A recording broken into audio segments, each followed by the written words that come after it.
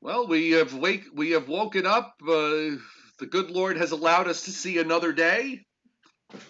Yes, Wait, thunder, lightning, and all sorts of stuff. yeah, he's being a little passive aggressive this morning, I think.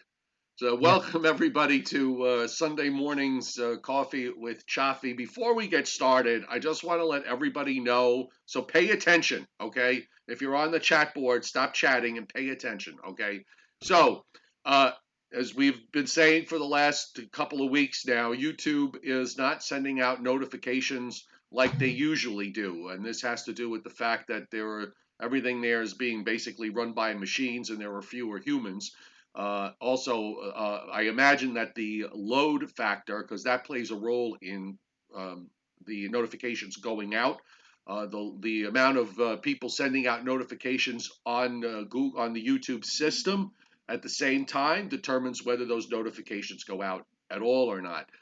And some of you have been complaining about the fact that you can't find the live stream. So let me just very quickly, I'm going to bring up a window and I'm going to show you. It's real easy. You have to go directly to my YouTube channel itself. So if you were to go on YouTube, and here's what it looks like. Okay. Oops. Hang on one second. I got Mr. Rao on here by himself. I got to switch windows. Oh, hi. Hi. Yes. Exactly. All right. Give me a minute here, folks. Uh, okay. So that's you. All right. So I got to add another window. It's been maybe this is it. No. All right, hang on, folks. Just bless you. Thank you. And you're on three. Let me remove this. There was a lot of technical issues last night when I tried to do a live stream. So hang on. I'm going to add a window here, window capture. Okay. There we go. All right, now we got it. All right, so here's YouTube, okay? So what you do is, so let's say if you put in the search box, you put my name, Joe Cioffi, okay? All right. Click on the picture of me sitting there with my fishing pole on the Salmon River. All right. Just so click on that. That will bring you directly to my YouTube channel. All right. And it's from here that you will see when live streams are happening. You will see them here, as you see, live now, live now. And when I post the live stream, when I schedule it, which I usually do an hour or two before, depending on my own personal schedule. Um, that's where you'll find it. Okay, so I'm going to put the link on the chat for everybody to see here. Hang on one second. There's the link to my channel, the direct link. Otherwise, you got to just go through it doing the search stuff. Okay, so we've got that straightened out. Good. So there. Uh, it's a Sunday, Joe. There was a lot of severe weather last night across the Midwest and the Mississippi Valley. I think everybody saw that Jonesboro, Arkansas tornado. I saw some pictures of it. My God, the thing was monstrous. Yeah, it was kind of a, and there was a place that I saw a recording of a coverage from one of the local stations, and there was one place that sounded like the guy was saying, like, all of you, if you're watching in Brooklyn right now, it wasn't Brooklyn, it was Brookline. Just to make it clear to anybody who just suddenly tuned in to see a tornado on their screen and hearing a guy say, "All of you who are listening right now in Brooklyn." Did they It, spell it? They spell it the same way.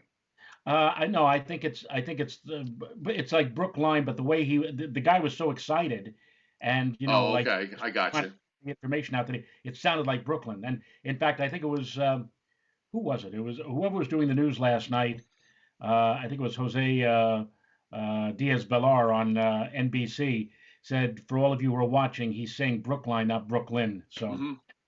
it was rough. It was rough out there, no question. And I got a little bit of surprise this morning. I mean, like 9 o'clock this morning, I'm hearing the rain pounding down, but also I'm beginning to hear like grumbles. And I said to my wife, I said, "Is that thunder?" And within 10 seconds, nature answered me back with ba-boom, boom, Nice. boom. Well, I have the radar up right now, Joe, and it's actually fairly busy. You know, we talked about it. That was the shot from last night. Now I've got the shot from right now. It actually looks like there's a cell. This radar is about 20 minutes behind, but it looks like there's a very strong cell moving into northeast New Jersey and about to head your way on the radar. And also, we've got some stray showers back down into southeastern Pennsylvania and back down into northwestern Virginia. And there's some steadier rain on up into New England. You know, we talked about this. Excuse me. We talked about this over the last several days that this warm front was going to have a real difficult time.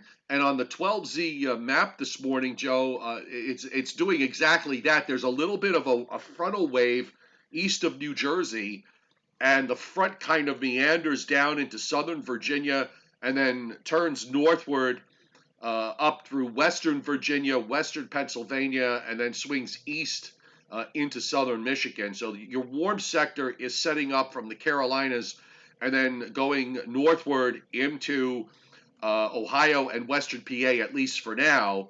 And we're going to have to wait and see how much of a push this warm front's going to have and how far north this warm sector gets. It's already 11 o'clock in the morning, 11:08.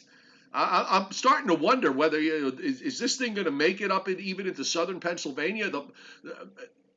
It should get there, but it may not. And of course, areas north of there are never going to get out of the 40s today.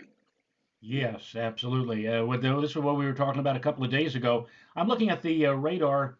This is 1505. So this is basically right now, Joe. Which radar are you looking at? I'm looking at the next red from Upton. All right, so let me bring it up on the screen here. Hang on 1 second.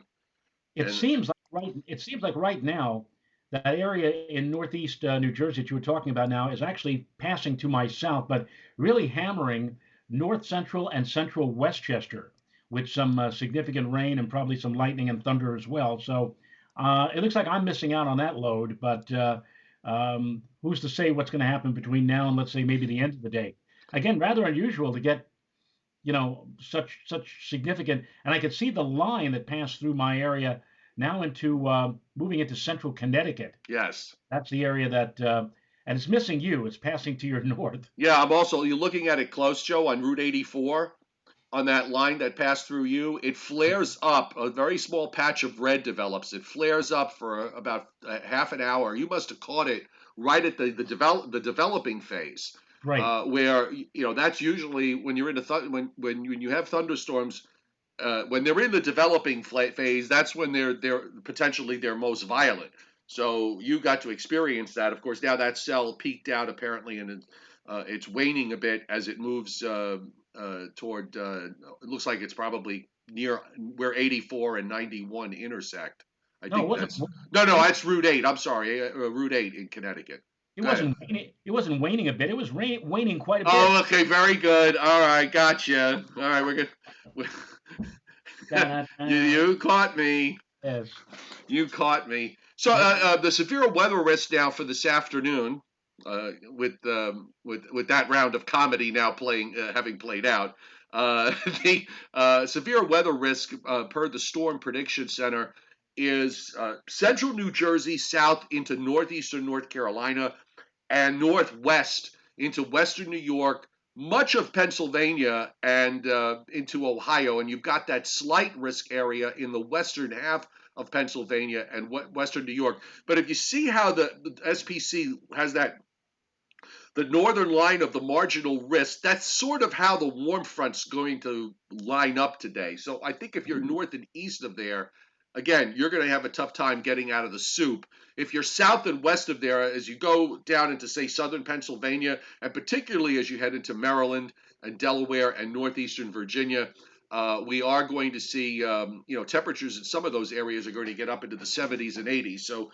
you've got a 40-degree temperature spread that's going to occur from southern Connecticut on the low end to Virginia, northeastern Virginia on the other side of that equation. And my wife just came in with it wasn't a late bulletin, but a correction. I was saying that that place that sounded like Brooklyn, and Right. I said Brookline. No, it was not. It was Brookland, Arkansas, and they had a rather Oh, significant tornado there last night. gotcha. And so that was not Brookline, but Brookland. And the way the gentleman who was on the air live covering this, he's saying, if any of you right now are in Brookland, you know, Gotcha. Mrs. Rayo should have done that like they used to do it in the news on newscasts in the olden days, where you would see a hand come up in the screen with a piece of paper, you know, and then actually, she did. Walter Cronkite would say, "We have this breaking news," in his very calm voice that he had. That's right. Yes, yes, I'm. Oh, Exactly. yes, yes. Anyway, So that's our severe weather risk for today. I'm going to go to the satellite loop now and just take a look at what's happening. This. actually, actually, you say that in semi jest, but in 1985, I was live doing the weather during Hurricane Gloria with Sherm Strickhauser, the dean of the Southern New England Talk Radio, and right in the middle of the weather conversation, in comes my wife to tell me that there was a tornado warning for some spots in Rhode Island, and basically you hear her off to one side, off microphone, and she's saying in her voice, reading off the statement, and Sherm later on, Sherm was like very impressed. She said, "Your wife did a very good job breaking in with that." This just It's kind of in. like, and you talk about with Walter Cronkite. You could watch this on YouTube, and I find this fascinating. My wife says, "Why do you watch stuff like this? It's so old." But you can actually go on YouTube, Joe, Hmm. type in CBS JFK assassination, and Oh yeah, watch, I've seen that. I've seen it. and you can Yeah. watch from the very beginning with "As the World Turns" and the commercials, and then Cronkite breaking in or whatever like that. And right in the middle of the coverage, as he's talking one on one to you, without a jacket, by the way, he was in shirt. He was just your shirt sleeves because he forgot to put on the jacket. It was so in haste. All of a sudden, Don Hewitt, the man who invented 60 Minutes and was Walter Cronkite's producer and assistant back then in 1963, calls out from off camera, "Walter, KFWB is saying that the president is dead. Not confirmation, but he's dead." And it was just an amazing thing to Well, watch. you look, think about it. That this is we're kind of doing the same thing in terms of how the newscasts are being done now with all the Skype stuff and Right. people in general, just basically doing it on the fly. And those were the early days of doing it. Of course, sometimes you look back because of the technology that you have to work with is so much more. Obviously, it's way ahead. And you look back and you see how kind of primitive it was at the start. But everything is primitive when it starts out. You know, Right. Right. some people are still using Commodore computers for God's sake. Um, Is that a shot? what's that? Is that a shot at somebody? Well, you know me, Joe. I'm as subtle as a garlic sandwich. Uh, so looking at the satellite loop, that upper air storm, that big rotation that you see moving through the Great Lakes, this is going to be really problematic because if you look at it, it's really creeping eastward. It's moving very, very slowly. And that to me says that we're going to have a really tough time over the first half of this week, regardless of whether we see any precip or not. And we may not see very much as we move into early next week, but that upper low moving so slowly and moving now pretty much from west to east probably means we're going to be fighting clouds and maybe even the chance that there could be a few passing showers here tomorrow. I left it in my forecast for Monday. I don't know I, if you did or not.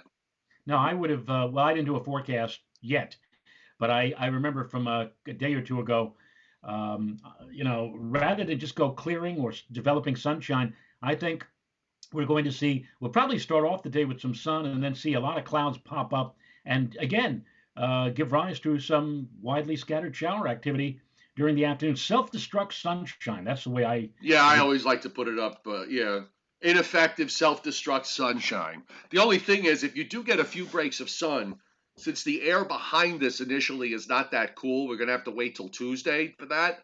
Right. If you do get some sun, you could warm up. Surprisingly, I mean, you could warm up rather quickly, Hmm. given the time of year. So I wouldn't be surprised to see some spots making it into the low 60s, And yet other places, if there's more cloud cover than anything else, may have a tough time getting out of the 50s tomorrow. And that's before we get into the onshore flow that's going to be setting up for Tuesday and Wednesday. Right, right, absolutely. And the other thing is that um, yeah, we, as I said, we may end up with a shaft or a break in the cloud cover, and many people may wake up tomorrow morning, Joe, saying, "Ah, the sun is out. It looks like it's going to be a beautiful day," and they'll be disappointed by the midday and afternoon because that sun is really going to do its business on the unstable air. And sometimes in these situations, and we're not too far away from April, sometimes you get these localized thunderstorms that pop up and drop a bit of hail. We call them hailers, and uh, Yes. and that, I mean, I wouldn't totally rule that out either, but more likely it's just going to be some pop-up precipitation in the form of a shower here, a shower there during the afternoon hours tomorrow.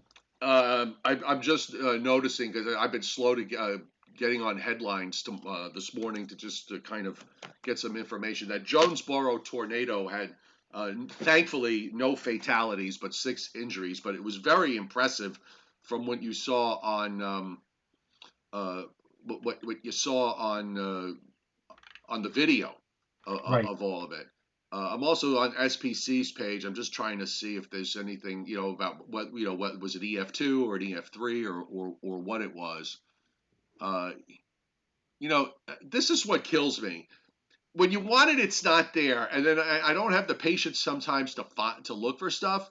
But um, okay, so there's the 28th, 17 tornadoes. And that's what I was gonna rant about.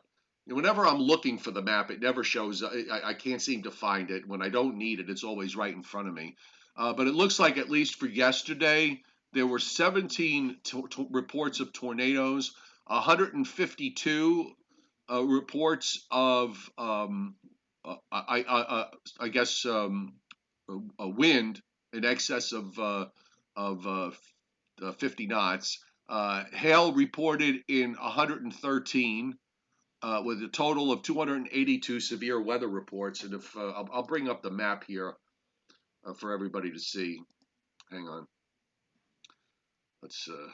It's not quite a super outbreak, but a significant outbreak nonetheless. Yeah, it was fairly significant. You could see there were two areas where the tornadoes were concentrated. One in Iowa and northwestern Illinois. That's kind of where they had. That's where they had their moderate risk, in northwestern Illinois, and then you have another concentration in northeastern Arkansas, and then the other spots. The blue is where we had the significant wind, and the hail is in the green. And some of those the storms that produced the hail were across Indiana, Ohio, and even into southwestern Pennsylvania. So it was a pretty definitely a pretty active severe weather day yesterday. Very, very robust and very dynamic. Not bad for the as we move toward the end of. Oh, I forgot. I almost forgot to mention this. No, I know I got mail. This is an anniversary today. The 50th anniversary. Of 50 the Easter Sunday snowstorm. March 29th, 1970. That's absolutely correct. Four, Okay. 4 inches in Central Park. Up my way, and I wasn't living up my way. I was in the Bronx back then, but up here, probably on the order of like 9 to 12 inches of snow. So, Yeah, uh, I lived in the Bronx, and I remember that very clearly. And it took a couple of days for that to melt because it was pretty cold. As I remember, the next 2 days behind it. great. But I have a memory of being out the next day in bright sunshine and temperatures, barely above freezing, and the snow melt, because where I lived at the time, I lived on a hill. It was on a hill, so the water was flowing very very fast down the hill. I have that memory etched in my head, and along with the ever shrinking snow piles. And it came out of a winter where we really didn't see a whole lot of snow during the actual winter part of the season. Correct. Correct. The previous winter, 69, we of course had the Lindsay snowstorm, but a year later, 1970, some snow, but not a whole heck of a lot. And that was one of the bigger storms that we had that winter season, and came almost at the beginning of April. No April Fools, but it did come on on Easter Sunday. By the way, also funny thing, um, we get the I get the daily news delivered, and somebody over at the syndicate, the comic syndicate, they apparently got things mixed up. They they put in the wrong Gasoline Alley. I don't know how many of you out there are fans of Gasoline Alley, which is a very, very old, over 100 years old, that comic strip. Still runs in the daily news.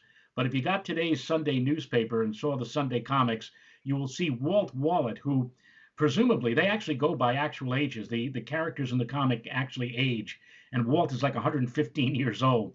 But Walt is wishing all of us a happy Easter. He would have been right. He would have been right 50 years ago. But you could see in one corner of the comic strip 4/12. So somebody took the Easter comic strip and put it in today's comic strip instead. So Walt is wishing all of us in the midst of this coronavirus outbreak a happy Easter 2 weeks early today. All right, very good. All right, so severe weather risk for tomorrow, just to bring it up from SPC, we've got a slight risk across southern Louisiana. I'm sorry, northern Louisiana, southernmost Arkansas, a small portion of northeast Texas, the slight risk, but you guys can see the marginal risk. And this is going to be with the next low that's going to be coming out of the southern plains and moving eastward. And on for Tuesday, the severe weather risk shifts to southern Alabama, southern Georgia, and the Florida Panhandle.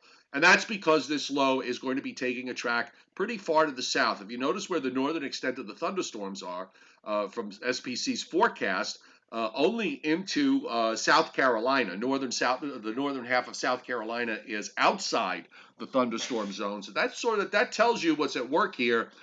We been emphasizing the fact that we have this blocking pattern that has developed. And it's really funny, Joe, because you have, I'm going to bring up the teleconnections.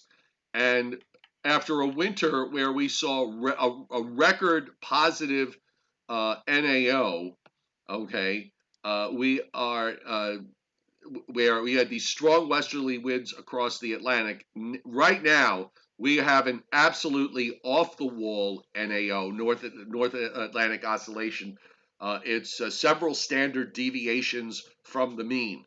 You waited all winter long to see it. Now you're seeing it in its glory. And here's a situation where, with the system coming out from the south, that the NAO, the North Atlantic Oscillation, is actually too strong. Okay, it's so strong that it's forcing this next low track way to the south.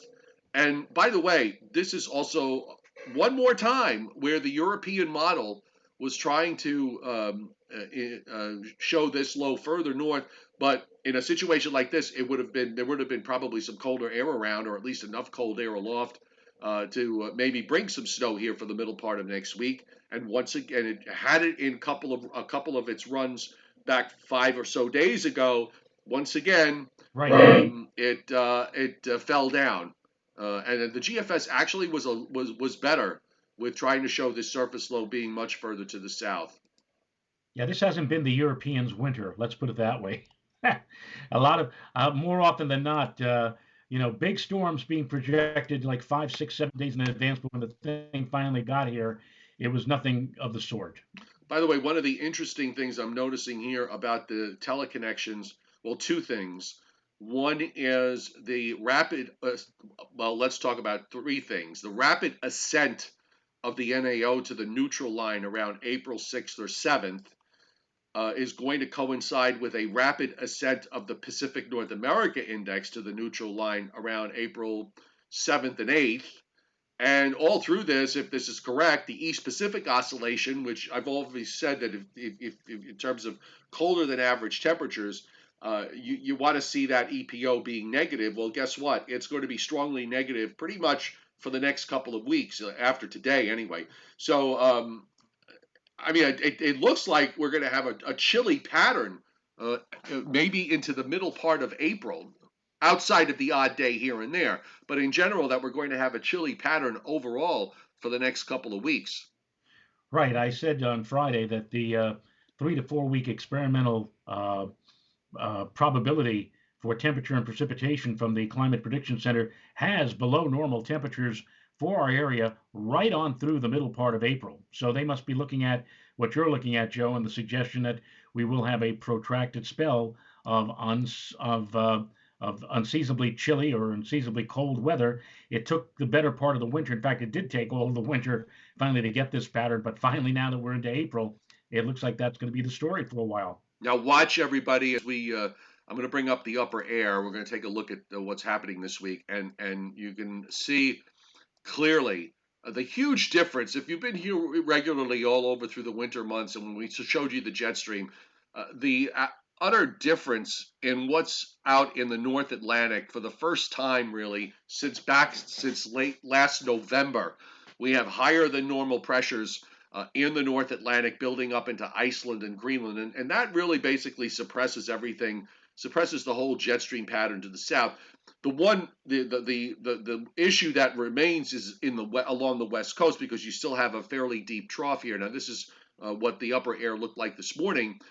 So that there's your negative Pacific North America index, and you've got a ridge off the southeast coast and up the east coast. So that also plays into negative PNA. Here's your trough, that upper low we talked about that is swinging into the Great Lakes. We said that this was going to be a very slow moving system into Tuesday. It's still sitting over northern New England, but notice up to the north, you've got the upper high kind of building back westward into Labrador and over toward Hudson Bay, and that is kind of a signature of a bit of a block, and as a result, you force the next weather system, and that's this shortwave trough in the southern part of the jet stream. It is going to have to go out way to the south, because all through here you've got an upper low sitting off the New England coast. That's what's left of today's system. It's blocked from moving eastward because you've got this storm system out in the Atlantic. So finally, we're getting some traffic in the Atlantic, and what happens? Everything is suppressed so far to the south because of the strength of the blocking. And as a result, that low can't come up here. And over time, you're still going to maintain some semblance of a negative NAO through this forecast period. And you can see the flow coming down out of Canada as we move into the middle part of April remains. So it's only at the very end that you start to see a ridge start to pop up a bit in the east, but that's so far down the road. We'll have to wait and see if there's any if that's real or not. But the bottom line is that we are going into getting the pattern really going into a cool or chilly springtime blocking pattern that's going to hold for a while. Yep, yep. Hey, maybe we'll have maybe we'll have a snowstorm on Easter Sunday, except this year it'll be on April 12th. Well, I'm looking. I have the GFS from 6Z. So I guess if you want to look at the teleconnections with respect to storminess, I would look around those dates where you start to see everything go up toward the neutral line. So that would be like April 9th, 10th.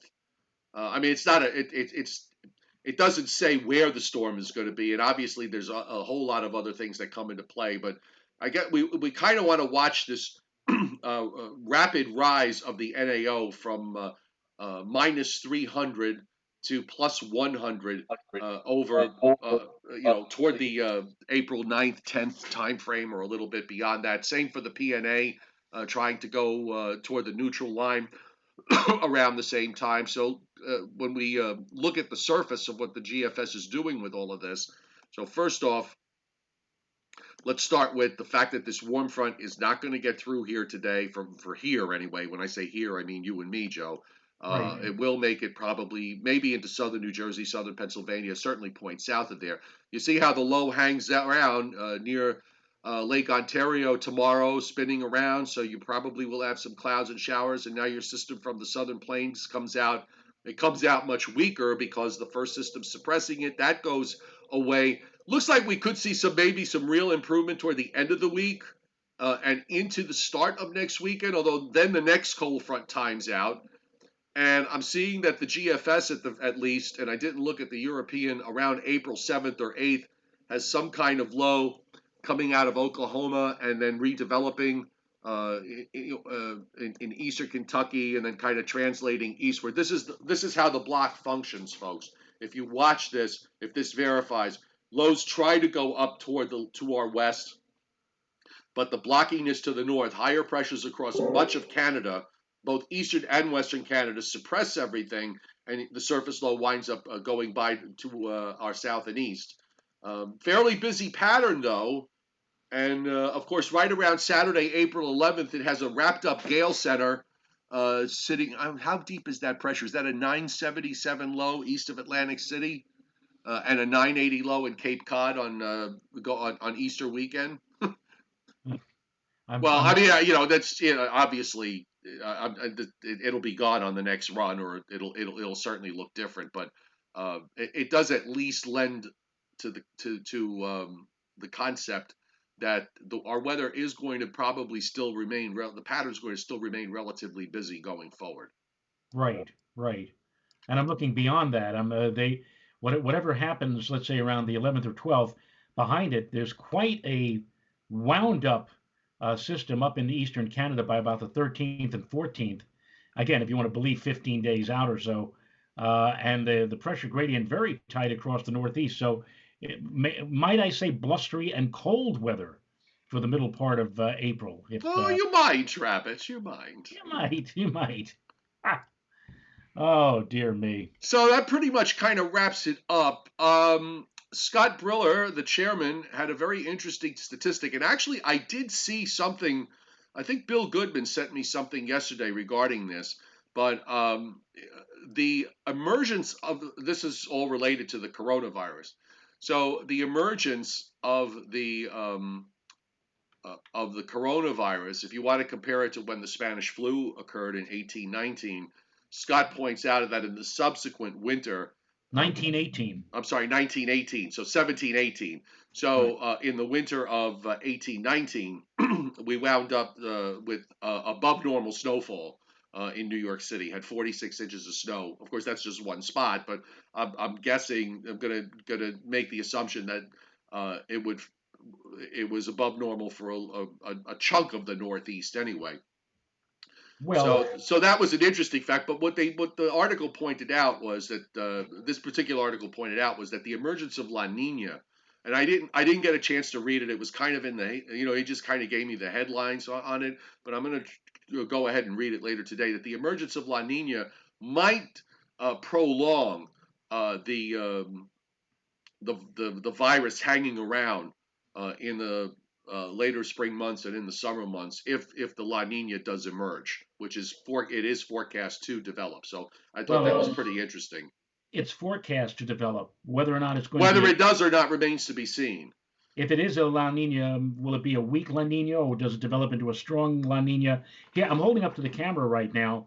This is a this is an impact of what is presumed to be a strong La Nina for January and through the month of March. Hold it up a And little higher. There you how's that? go. That's good. Can you see that? Yes. And so notice, if you will, that in our sector of the country, wintry mix, storms. So what does that Now, imply? now here's the thing. Well, here's the thing, Joe. We had a La Nina winter not too many years back, and it was a struggle to get cold air in here. I think that was the winter of seven. Was it? I'm trying to remember. We had 15, 16 was the super El Nino, and Right, then 16, 17 was the super La Nina, was a strong La Nina. But that still turned out to be relatively snowy for the coastal plain anyway. right. Yeah, it depends. You know what? At the end of the day, it depends on the strength of the La Nina. If it's, we saw what happened this year with nothing from that standpoint, Yeah. and the atmosphere behaved as if that there was an El Nino or a La Nina somewhere. So, especially with the polar vortex locking up in Canada the way it did. So, who knows? But we're just gonna have to do what everybody else has to do, and that's basically wait until we get there. Also, for those of you just off subject here, for those of you who pinged me on Messenger or sent me a message about the recipe for that lovely cake that my wife made for a National Joe Day on Friday night, the recipe is now on my Facebook page, Joe Rayo Weather. So if you go there, you can pick up the recipe and you can make your own lemon meringue cake. Not a lemon meringue pie, but a lemon meringue cake. Now, I will just point out, Mr. Rayos, since you have Mrs. Rayo made the dessert and you put the recipe up on Facebook, um, I will put the main course recipe up, which is what I made yesterday, and that I saw that. You were making me hungry. Not only did you put up on your page still images, but you actually had a video of the thing sizzling. yes, I'm bringing it up now. Hang on one second. Oh, By the way, Timothy Veltman, thanks for sharing this. Timothy Veltman pointing out that in the winter of 1819 in Albany, they actually had only about 26 or 27 inches for the whole season, so they were way below normal. So maybe that was a winter that favored the coastal plain rather than the inland areas. possibly. All right. We do have also. Are you done with the showing off of the food here? No, Or no, yeah, I'm still trying to find the my video. You keep going. I will come back to the food. the chairman sent me a couple of Jeopardy questions for this Sunday morning, specifically for you, actually. Okay, so okay, all right, good. I just found my pork tenderloin. Okay.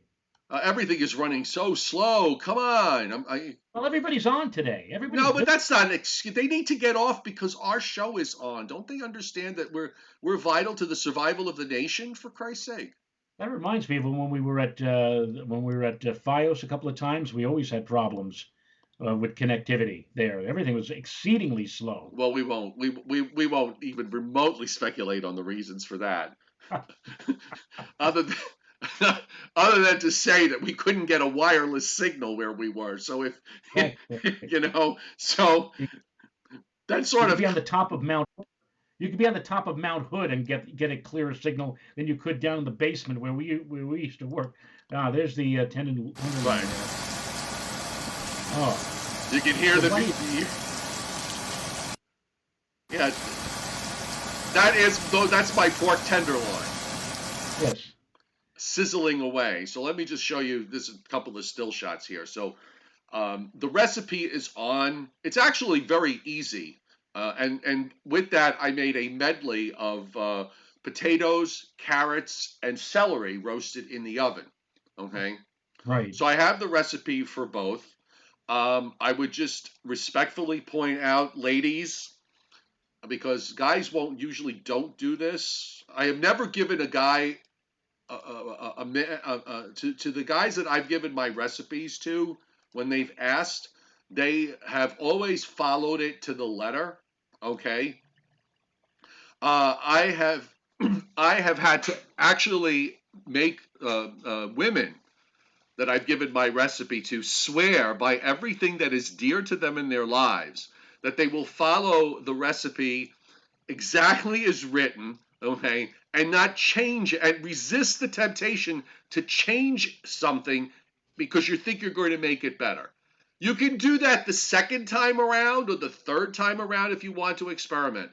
But if you ask somebody for a recipe and then you go ahead and change it, okay, it doesn't sit well with the person who kind of took the time out to write the recipe to begin with.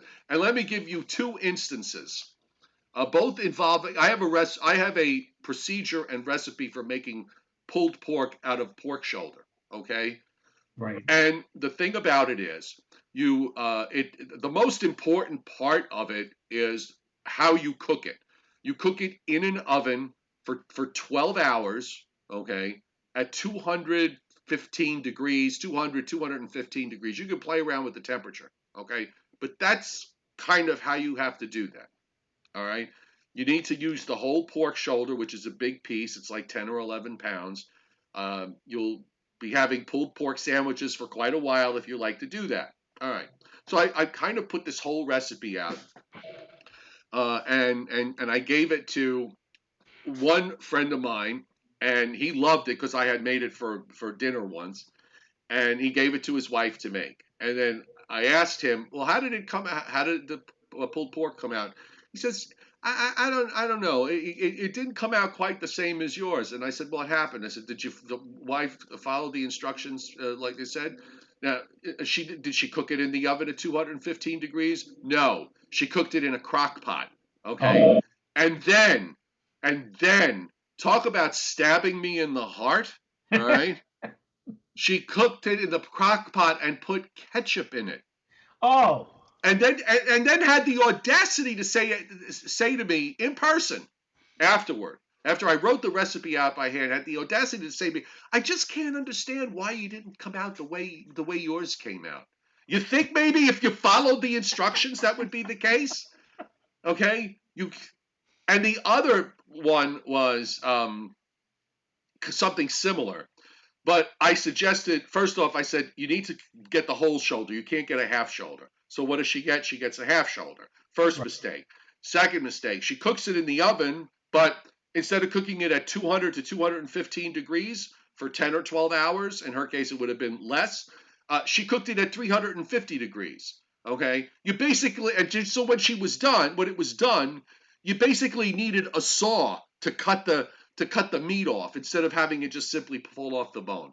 The point is, if you follow my recipe, which allows you, by the way, to drink wine while you're doing it, follow it exactly. It will come out perfectly. It needs to cook in a cast iron skillet, and it needs to cook on the top of the stove. It does not go in the oven. Okay? I'm sorry to be winded, but this is a sensitive topic for me. Just listen, read the recipe, follow it precisely to the letter. Nothing will happen. Yeah, exactly. It's that simple. It's It's very simple. and I don't know why this was, Joe, but when you mentioned the part about adding ketchup, I immediately my mind and this is weird. My mind ran back to all of those years ago when My Three Sons was sponsored by Hunt's Ketchup, and Yes. remember they used to have the empty bottle of ketchup and they put the tomato on top of the ketchup bottle, and the tomato would magically go into the bottle. Yes. Remember that? I don't know why I thought about that, but Uh, that's because if you had not used ketchup, maybe use A1 steak sauce instead. no, but you don't cook it in a crock pot. It doesn't get cooked in a crock pot. I knew you'd have that reaction. Oh my God. Or how about Lee and Perrins? Neither Lee nor Perrins, okay? Neither one is acceptable. All right. So anyway, that's just my thing. I, By the way, did you? I'm sorry, I'm having a brain fade. Did Scott? Did we do the Scott stuff today or not? Not yet. we All right. did not. So let's do that. I've gotten so winded. I lost track of who I am and where I am. All right. Okay, here we go. So first question. This international event, now this is for you, Joe. This international event took place in your backyard in 1984. It lasted 6 months, but was a commercial disaster. Oh, that had to be the New Orleans World's Fair. The Louisiana World's Fair Yeah. 1984. I You're was there. You absolutely know who I met? Do you know who I met there one morning? I who? was out there at 7 o'clock in the morning because we were doing some live shots, and it was Art Letter.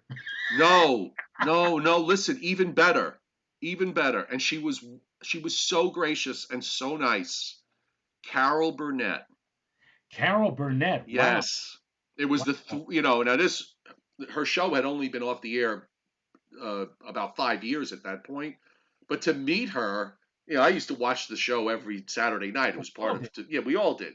Um, so to meet her there was just such a, she was so, as I said, so gracious, so nice. We had a nice conversation. And it's one of the, it's a memory that has stayed with me. you Um, get a for, chance to meet a lot of celebrities. I remember in your office at News 12 Long Island, you had a picture of you and Steve Allen. yes, I still have that. I have that picture. Yes. And that was taken, I think, about 3 months before he passed away. Yeah, So yeah, it was also Steve Allen. For those of you and I remember, he was quite a very very funny man, right, and a lot of his humor was at a maybe slightly different level than most. He didn't do stand up. Let's put it that way. right. It was like thinking type of humor, and Very intellectual. He had a show on with his wife. His wife was Jane Meadows, Jane Meadows, and sister they had a of. and they would and he would like interview. There was it was interviewing famous people from the past, It was a PBS show. What was the name of that show?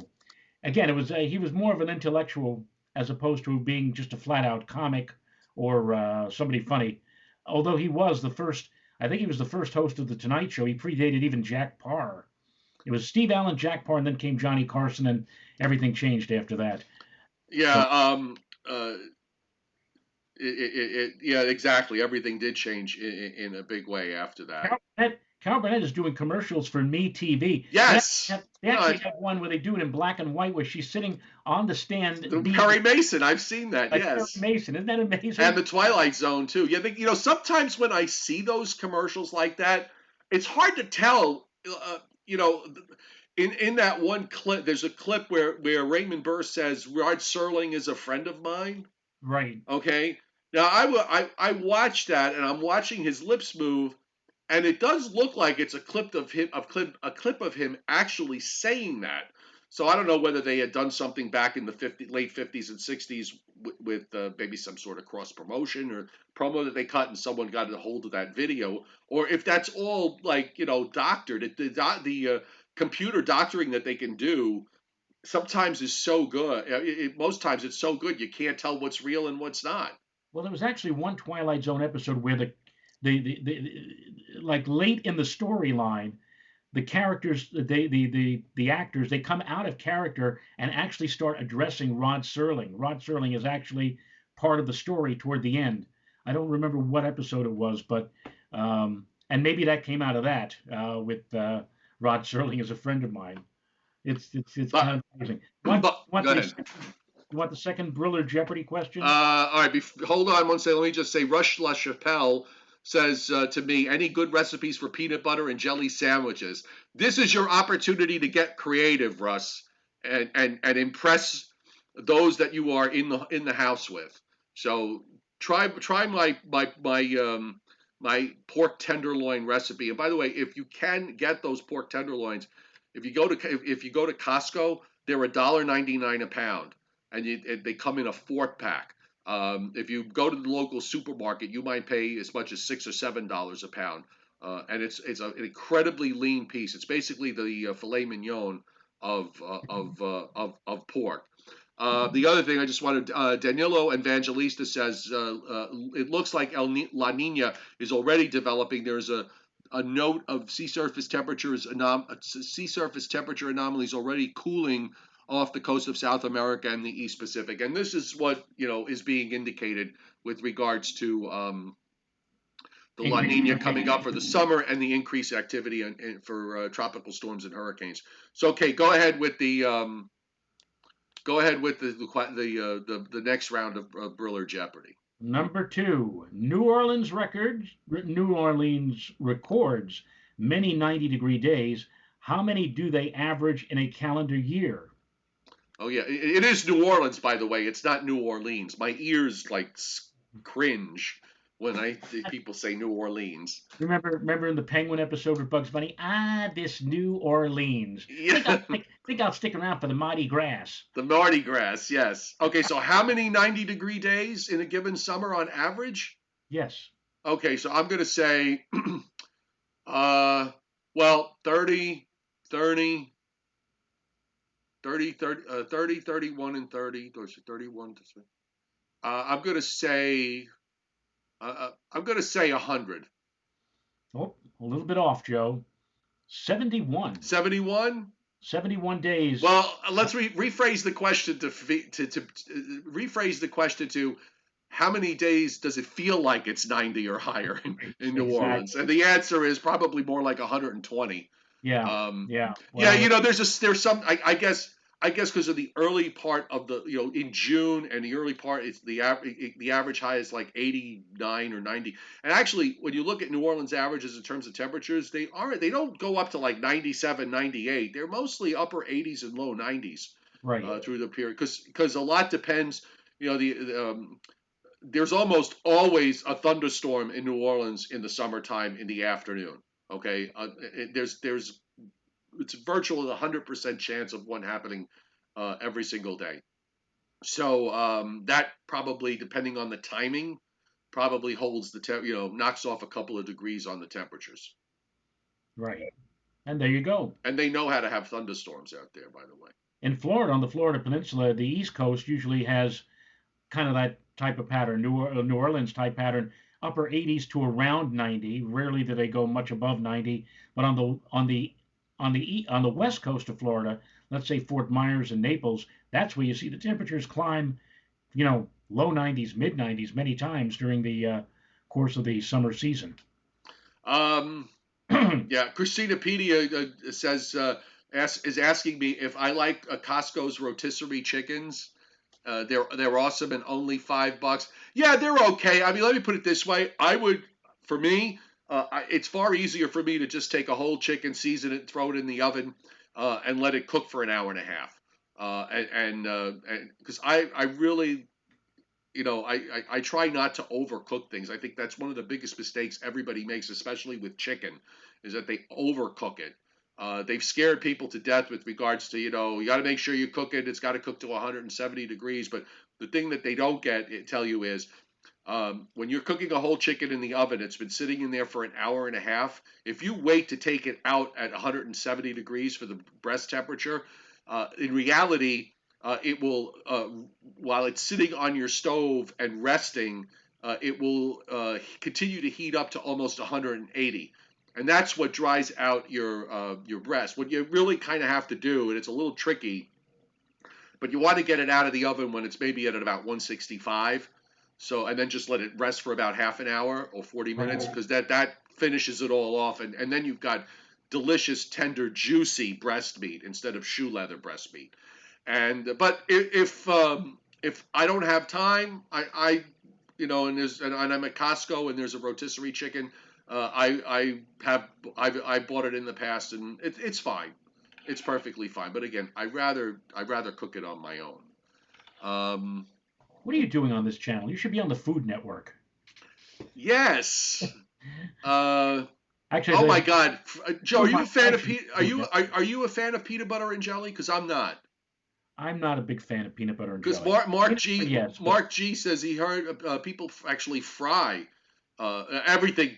I guess in theory everything tastes better fried, but I've never had a fried peanut butter and jelly sandwich.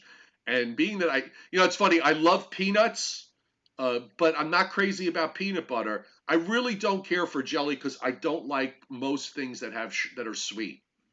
I'm kind of an odd sort that way. I don't know why, but I just don't really care for sweet things. and did you ever on To Tell the Truth? They once had on To Tell the Truth. This goes back to the days of Bud Collyer. There were three women who was Miss Peanut Queen of 1962, 63, and Orson Bean, the late Orson Bean, who passed away sadly. Yeah, Not not too many weeks ago. he asks one of the women. He says, "Do you know how to make a fluffernutter?" And Yeah, he asked all three women, and they had no. They're looking at each other like, marshmallow fluff and lots of peanut butter. yeah, had no clue what Orson Bean was talking about. And he said something like, are you sure you're the peanut queen? How could you be the peanut queen and not And know what not a know how to fluffernutter make a fluffer nutter, for Christ's sake. Exactly. Timothy Veltman says that his aunt had his ex aunt has pictures with Jack Nicholson uh, when he was up in upstate New York filming Ironweed. And Izzy D wants to know what your current temperature is, because he's down in Lakewood, New Jersey, where it's only 48.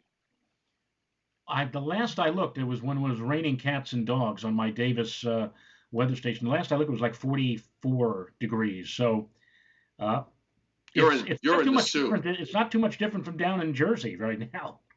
Christinapedia. Jane Meadows was Audrey Meadows' sister. Correct. Right. So, and Audrey, I think, was the older of the two by a couple of And years. they were born in China. Is that Yes. yeah? Yes.